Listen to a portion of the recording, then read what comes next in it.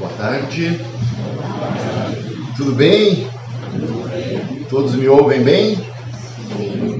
Então tá. Então a gente vai manter esse nível de som aí. Vamos ver como é que a chuva vai tratar aqui depois aí com o seu barulho, né? Então, mais uma vez, sejam todos muito bem-vindos à nossa casa. Obrigado pela presença de vocês nessa tarde chuvosa, né? Mas que também faz parte da nossa natureza, do nosso ciclo. Então sintam-se muito bem acolhidos aqui na nossa casa. Gostaria de pedir a todos que se coloquem numa posição confortável nas suas cadeiras, convidando a todos a fecharem os seus olhos, mudando o padrão vibratório, mentalizando na imagem do nosso mestre querido, aquele nosso amigo incondicional de todas as horas, com seus braços abertos para ouvir as nossas dificuldades, as nossas angústias, as nossas alegrias, os nossos feitos. Senhor Jesus, agradecemos pela oportunidade de estarmos reunidos em vosso nome aqui nessa casa do caminho, onde temos a oportunidade de receber todo o amparo dessa espiritualidade amiga, que já faz presente desde cedo, esperando cada um de nós aqui para dar aquilo que necessitamos receber. Espíritos amigos, pedimos nesse momento então, que esteja conosco, nos consolando, nos amparando e sempre ao nosso lado. E que assim seja. Bom, meus amigos, hoje o tema, da exposição, ele é pertinente a esse livro aqui chamado Jesus no Lar.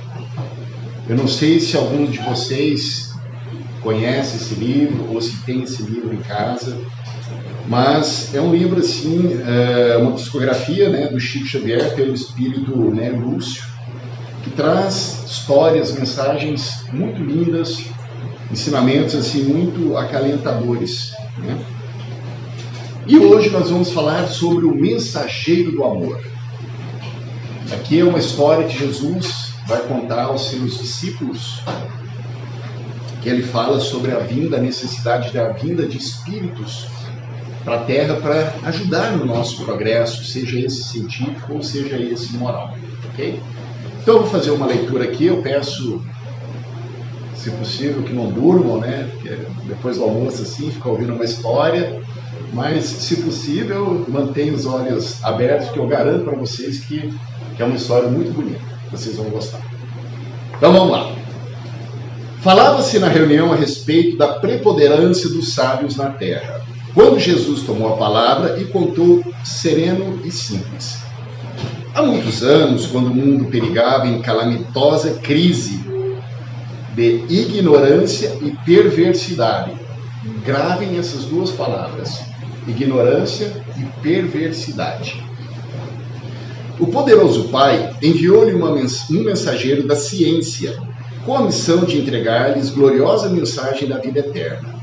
Tomando forma nos círculos da carne, o esclarecido obreiro fez-se professor e sumamente interessado em letras. Apaixonou-se exclusivamente pelas obras da inteligência, afastando-se enojado da multidão, inconsciente, declarando que vivia numa vanguarda luminosa, inacessível à compreensão das pessoas comuns. Observando-o incapaz de atender aos compromissos assumidos, o Senhor compassivo providenciou a viagem de outro portador da ciência, que, decorrido algum tempo, transformou-se em médico admirado.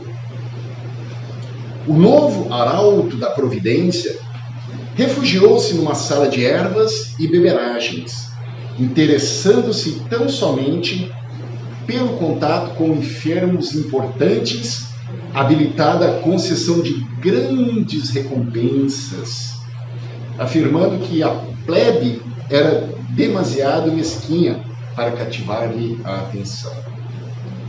O Todo-Poderoso determinou então a vinda de outro emissário da ciência, que se converteu em guerreiro célebre. Usou a espada do cálculo com mestria, pôs-se à larga de homens astuciosos e vingativos, e afastando-se dos humildes e dos pobres. Afirmava que a única finalidade do povo era de salientar a glória dos dominadores sanguinolentos. Um professor, um médico e agora um guerreiro. Na verdade, isso aqui entenda-se um governante, um administrador, né, uma pessoa que tinha esse poder de governar multidões. Bom, 3 falharam. O que será que Deus vai fazer agora, hein? Será que vai mandar um meteoro? Será que vai mandar os ET lá? Vai descer? Não, pessoal. Deus não desiste da gente. Se tu acha que o teu pai e a tua mãe são chatos, que pegam no teu pé para que tu faça as tuas coisas, tu imagina Deus que não abandona nunca. O que Deus fez? Mandou mais um emissário. Foi então que, contristado com tanto insucesso, o Senhor Supremo expediu outro emissário da ciência também, que em breve fez-se promoroso artista. Isolou-se nos salões ricos e fartos, compondo música que embriagasse de prazer o coração dos homens provisoriamente felizes, e afiançou que o populacho não lhe servia e nem lhe seduzia a sensibilidade que ele mesmo acreditava excessivamente avançada para seu tempo. Foi então que o excelso pai, preocupado com tantas negações, ordenou a vinda de um mensageiro de amor aos homens. Depois de 4 emissários, mensageiros da ciência, dessa vez ele mandou um do amor. E o que será que esse cara fez, hein? Vamos ver então. Esse outro enviado enxergou todos os quadros da terra com imensa piedade. Compadeceu-se do professor, do médico, do guerreiro e do artista, tanto quanto se comoveu ante a selvageria e desventura da multidão. E, decidido a trabalhar em nome de Deus, transformou-se no servo diligente de todos. Passou a agir em benefício geral e, identificando com o povo a que viera servir, sabia desculpar infinitamente e repetir 1000 vezes o esforço ou a mesma lição. Se era um desafio benéfico, a sua capacidade de desdobrar-se na ação regeneradora, para testemunhar reconhecimento e confiança do Pai que o enviara. Por amor sem reservas aos seus irmãos de luta, em muitas situações foi compelido a orar e pedir socorro ao céu. Perante as garras da calúnia e do sarcasmo. Entretanto, entendia nas mais baixas manifestações da natureza humana dobrados motivos para consagrar-se com mais calor à melhoria dos companheiros animalizados, que ainda desconheciam a grandeza e a sublimidade do Pai benevolente que nos dera ser. Foi assim, fazendo-se o último de todos, que conseguiu acender a luz da fé renovadora e da bondade pura no coração das criaturas terrestres, elevando-os a mais alto nível com plena vitória na divina missão de que for investido.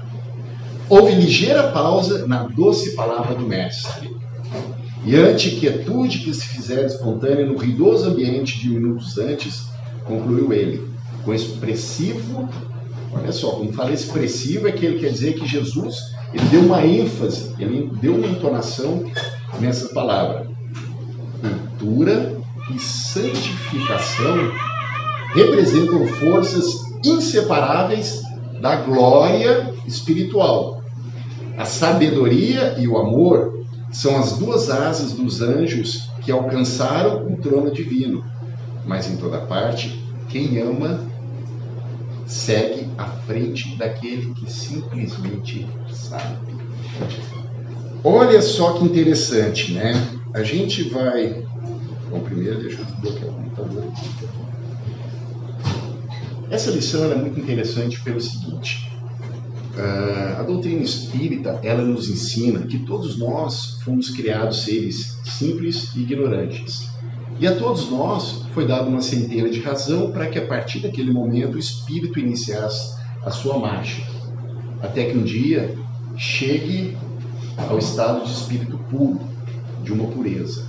Por isso, meus amigos, nós temos o mecanismo, graças a Deus, nós temos o mecanismo da reencarnação.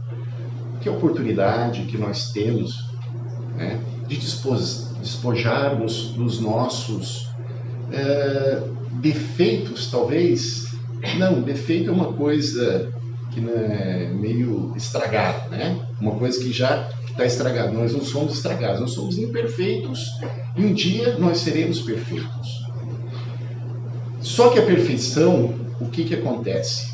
Para nós um dia atingirmos esse estado de espíritos perfeitos, é necessário que nós tenhamos a moral e o conhecimento científico no seu mais alto grau. Eu falo esse conhecimento científico para que todos nós tenhamos uma noção da sabedoria. Na verdade, leia-se sabedoria. Então, por isso que Jesus, ele abre aqui o seu ponto, né, dizendo que perigava a ignorância e perigava também a perversidade. Se nós olharmos o antônimo, vou dizer o que nós combatemos. Nós combatemos a ignorância e nós combatemos a perversidade. O que é o antônimo dessas palavras? Da ignorância é conhecimento, ou seja, o ignorante lhe falta conhecimento e sabedoria. E ao perverso lhe falta bondade e benevolência. Então, Jesus, quando ele contou aquela história, ele citou essas duas palavras, por isso que eu pedi para vocês, guardem essas palavras, né? Ignorância e perversidade. Aqui eu estou falando que para nós atingirmos uma condição de espíritos puros, nós precisamos de quê? De conhecimento, de sabedoria, e nós precisamos de bondade, de benevolência, certo? Mas Deus é tão bom, o nosso Pai, que Ele manda para nós, a cada tempo, emissários para nos ajudar nessa caminhada.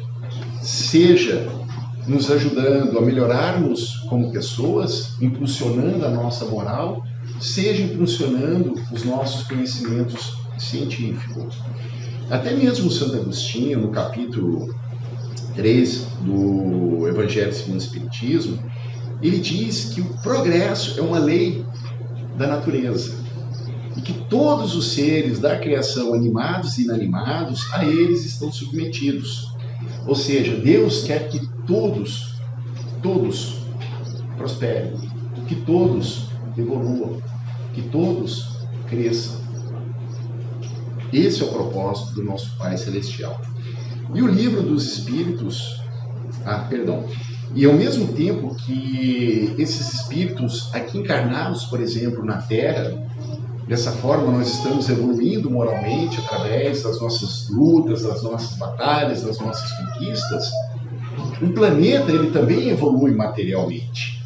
Mas o planeta, os mundos, na verdade, Santo Agostinho nem fala planeta, ele fala mundos. Porque quando nós falamos mundos, nós estamos dizendo que sim, meus amigos, que existem vidas em outros planetas também.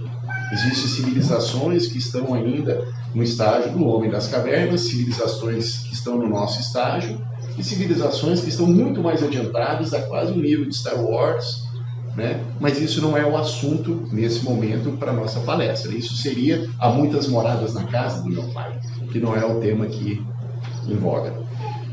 Mas ele fala o seguinte, que esses planetas, eles progridem materialmente.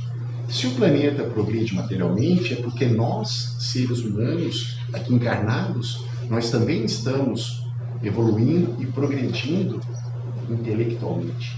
Porque através do nosso intelecto é que nós damos vazão ao conhecimento, às descobertas, às invenções. E como é que nós estamos hoje? Será? Como é que o nosso planeta se encontra em estágio moral de desenvolvimento, em estágio de desenvolvimento material, tecnológico. Interessante, porque sim, o Livro dos Espíritos, ele aborda essa temática. Nas questões 779, na questão 780, ele trata desses assuntos. Especificamente na questão 779, ele fala o seguinte, ele fala que esses espíritos mais adiantados, eles devem o quê? Auxiliar esses espíritos menos adiantados. Aí, no caso, eu me refiro a quem? A todos aqueles emissários que foram enviados por Deus, emissários da ciência. Mas todos eles, de certa forma, falharam no seu propósito final, que não seria somente adiantar-nos com o seu conhecimento, com as artes, com a ciência, com a erudição, mas também com o seu, com a sua ajuda, com seus bons conselhos. E aqui eu estou falando de uma forma geral, porque é interessante que ali Jesus, de novo, meus amigos, cada palavra que Jesus dizia tinha um sentido, uma profundidade muito grande. E ali, quando ele elencou aqueles profissionais, não era à toa, porque na questão 780, que complementa a questão 779, que eu falei que os mais adiantados devem ajudar os menos adiantados, esse progresso ele se dá onde? Ele não dá nas salas de aula, ele não dá nas universidades, ele se dá no contato social. Olha que interessante. É no contato social que nós temos a oportunidade de trabalhar o nosso desenvolvimento moral, que é onde surgem os conflitos, onde nós temos o nosso encontro com os nossos adversários, que necessariamente nós precisamos fazer o reajuste com eles. Aí você pega, primeiro vem um professor. Olha a importância dessa profissão. O que ele quis dizer é que esse professor, ele tinha o quê? Olha contato social maior do que um professor. Quantos alunos, quantos seres, quantos espíritos não passaram ali naquelas mesas, naquelas cadeiras, enquanto ele estava lecionando as suas aulas? Um médico, olha a importância. Com quantas pessoas um médico, um profissional da saúde, lida por dia? Um governante, a importância desse governante de trazer o bem-estar para a população, e não a guerra, e não a miséria, e não a fome. Um artista, a importância desse artista também está em contato com o povo, trazer alegria, trazer alguma coisa que realmente nos faça olhar de uma forma diferente o nosso redor, através da arte. Então, todos esses falharam por quê? Porque eles olharam somente o aspecto material. E não era essa a intenção de Deus. Deus queria sim que nós adiantássemos, né, nessa história. Deus quer que nós nos adiantemos no aspecto material, porque faz parte da lei do progresso. E todos nós queremos viver bem. Quem disser que não quer viver bem, algum problema tem. E novamente eu digo, nós espíritas, nós não pregamos a miséria, nós pregamos a humildade. Uma coisa não se confunde com a outra. E o progresso material, ele faz parte, sim, da lei de Deus. E nós precisamos estar atentos a isso. Só que nada disso deu certo. Aí vem a mensagem principal. O que ele fez? Bom, então está na hora de eu mandar quem? O emissário do amor. Quem será que foi esse emissário do amor? A gente viu aqui que esse emissário era uma pessoa simples. É uma pessoa que veio o quê? Um servo diligente. Essa foi a expressão que Jesus usou. Um servo diligente. E se a gente olhar, né, agora não precisa puxar lá no dicionário Barça, alguma coisa, né? Tem chat GPT. Aí diz o seguinte, tá? Que alguém que serve aos outros, isso é definição, tá, meus amigos, de servo diligente. É alguém que serve aos outros com dedicação, atenção, zelo. A palavra servo sugere disposição para ajudar, enquanto diligente indica o quê? Uma abordagem cuidadosa, uma abordagem atenciosa. Então é isso que ele está referindo em relação a esse servo, a esse mensageiro do amor. E aí eu faço uma pergunta para vocês, o seguinte: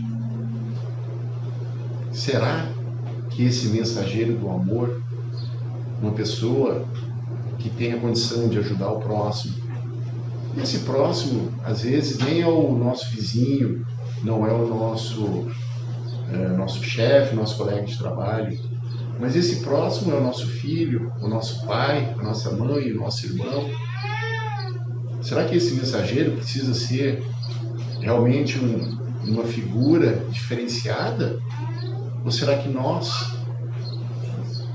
não temos condição de também sermos mensageiros do amor? É muito mais simples, é muito mais difícil, é muito mais custoso, porque exige renúncia, exige que a gente abra mão de muitas coisas que talvez nesse momento, nesse estágio espiritual, nós não estejamos preparados para isso. É desapego, porque a prova, meus amigos, da riqueza, a prova da fortuna, ela é muito mais difícil do que a prova da pobreza. Porque quanto mais nos aproximamos da matéria, mais distante nos tornamos, nos distanciamos de Deus. Obviamente, eu não estou dizendo aqui que não é para, né, que a riqueza ou qualquer coisa dessa forma seja uma maldição. Muito pelo contrário. Às vezes, e na maioria das suas vezes, a riqueza nos é dada até mesmo como uma missão, para que possamos ajudar o nosso próximo, a propiciar o bem-estar de outros. Mas, como a gente está muito mais tentado aos prazeres da matéria do que aos prazeres celestes, a gente acaba deixando de ser levado por isso. E foi esse exemplo que Jesus deu para nós, desses primeiros 4 mensageiros que ele mandou da ciência. Todos eles aqui se tornaram profissionais importantes em suas respectivas carreiras, mas eles tinham a faca e o queijo na mão para poder evoluírem, tanto da parte material do conhecimento, quanto da parte moral, ajudando aqueles que ali estavam. E aqui ficou claro que isso não aconteceu. Qualquer um de nós, meus amigos, podemos desde agora, sermos um emissário do amor, um servo diligente também. E aqueles que têm a oportunidade de colocar em marcha o quanto antes essa transformação, com certeza, quanto antes esse espírito também ele ascende na hierarquia. Porque existe na hierarquia dos espíritos. Porque como eu iniciei essa exposição, todos nós um dia seremos espíritos puros. Então a marcha, a corrida, ela depende só de nós. Aqueles que partem antes e mantêm o ritmo vão chegar antes daqueles que ficaram para trás, daqueles retardatários. Não sejamos nós os retardatários. Aproveitemos a oportunidade. Eu vou dar um exemplo aqui. Essa semana eu recebi um texto muito interessante de um site de negócios e carreiras, enfim. E ali ele trouxe uma mensagem assim, ó, maravilhosa. Ele fala da entrevista de uma executiva. Ela trabalhou por 40 anos numa empresa se aposentou e estava fazendo a entrevista de desligamento dela.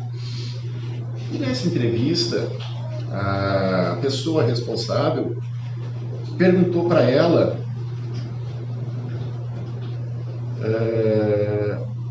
se ela se preocupava com o legado que ela iria deixar. Para todos nós que trabalhamos em alguma empresa, a gente tem uma responsabilidade.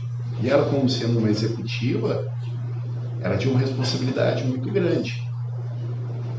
Ela parou, pensou, encheu os olhos de água, de lágrimas, e falou assim: olha, o maior legado que eu estou deixando depois de 40 anos de empresa é o impacto que eu causei naquelas pessoas que trabalharam comigo nesse tempo. O meu maior legado é olhar para essas pessoas e ver o quanto eu ajudei elas na construção das suas carreiras. E ver também o quanto essas pessoas me ajudaram dentro dessa empresa. Ou seja, em momento algum, ela falou da implantação de um sistema, do lançamento de um produto, nada. Porque tudo isso, meus amigos, são coisas que o tempo só vai o quê? Só vai melhorar. Tu entra numa empresa, estou dando um exemplo, obviamente, Você entra numa empresa, você tem o quê? Você tem uma função, você tem uma finalidade, uma missão, fazer determinada coisa. Depois que você faz e sai, essa empresa continua e ela vai reescrevendo novas políticas, ela vai fazendo, vai se adaptando ao mercado. E as pessoas daqui a pouco nem lembram quem foi você, quem foi o presidente dessa empresa. Mas aquelas pessoas que trabalharam do teu lado, seja no chão de fábrica, ou seja lá em cima, aquelas pessoas às quais você deixou uma boa impressão, que você ajudou elas, essas pessoas daqui a 20 anos vão lembrar de ti. Vão lembrar de ti com muito carinho.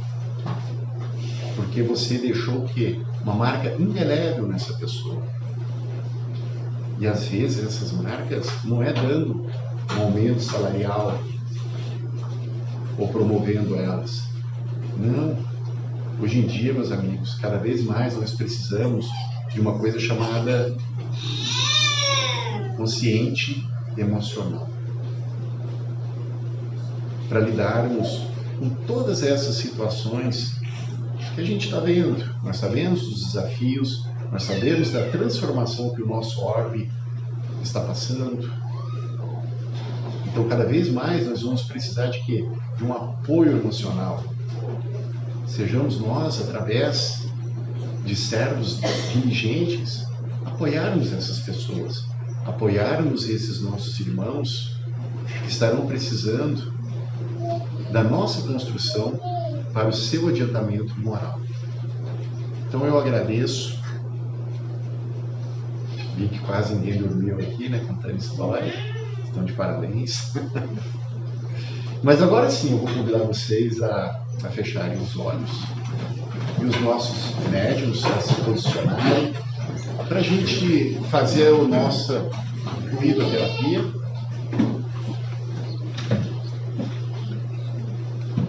Senhor Mestre Divino, agradecemos pela oportunidade dessa tarde, agradecemos pela semana, pelo trabalho, pelo descanso. Agradecemos também, Senhor, pelas dificuldades que nos chegam, pois sabemos que nesses momentos de dificuldade são os momentos onde estão as oportunidades de crescermos, de resgatarmos os nossos débitos e também de seguirmos adiante nas nossas provações. Pedimos, Pai, que nos acompanhe de regresso aos nossos lares, de volta aos nossos entes amados e queridos, em vossa santa paz. E que assim seja.